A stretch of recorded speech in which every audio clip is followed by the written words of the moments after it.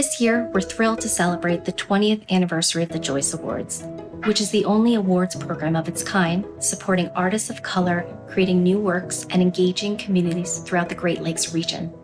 Over the past 2 decades, we've invested in dozens of artists and organizations dedicated to building stronger and more equitable futures for the Great Lakes.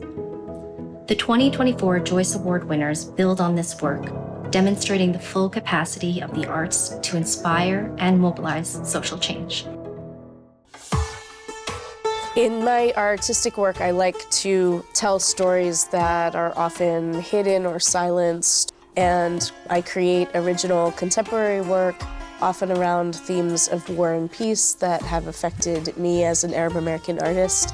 For the Joyce Award, I'm continuing to develop a piece called The Drone Project.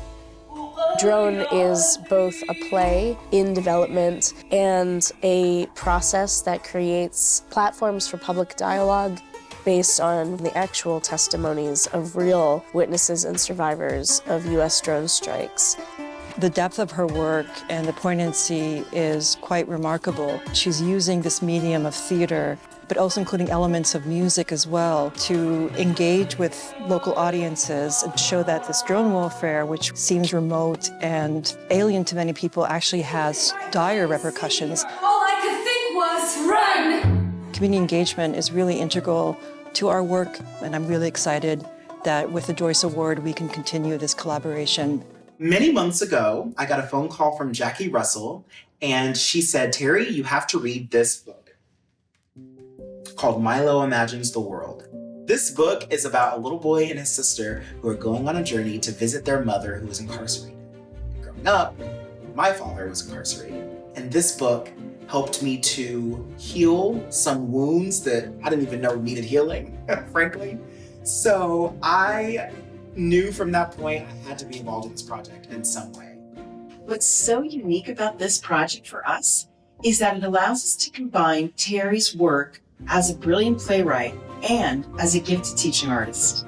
I knew this moving story of a young child who uses imagination and art to process his life and the world around him was the perfect material for an adaptation to the stage. We hope that this play, along with our trauma-informed work, will allow them to gain agency and self-compassion from seeing someone much like themselves on stage. I really am so grateful to the Joyce Foundation for believing in us. And I really hope that through doing theater, and especially through doing theater for families and for young people, I can start to show other kids who are just like me growing up that you're not as weird as you think. It is through collaboration that I engage communities in experiences that highlights our stories of migration. The project that I am developing with the Sculpture Center in Cleveland is titled La Distancia, or The Distance. The Joyce Award recognizes the work we do at the Sculpture Center, connecting artists with Cleveland communities in ways that are authentic and meaningful. This is a conversation that is more critical than ever right now in our country. Through workshops, interpersonal meetings, and interviews, I will be weaving personal and collective stories of migration. And I hope we can build a rich cultural experience that will prompt thoughtful discourse on race, identity, and home. Storytelling is a really important part of my creative process. Whenever I'm composing or improvising, I'm constantly thinking about narrative, whether that's through melody or through harmony. What's the sonic environment that I'm going to create to help support that narrative, to help tell the story? So I'm really excited to be collaborating with Detroit Parks Coalition on this upcoming project. Our plan is to have 5 performances, and each performance will be site-specific, so there will be a composition dedicated to each park. They're beautiful spaces and really necessary spaces. We can just take a moment to really celebrate not just the parks themselves, but the communities that are connected to them. DPC's member organizations are community-based organizations that are all focused on the neighborhoods surrounding a specific park.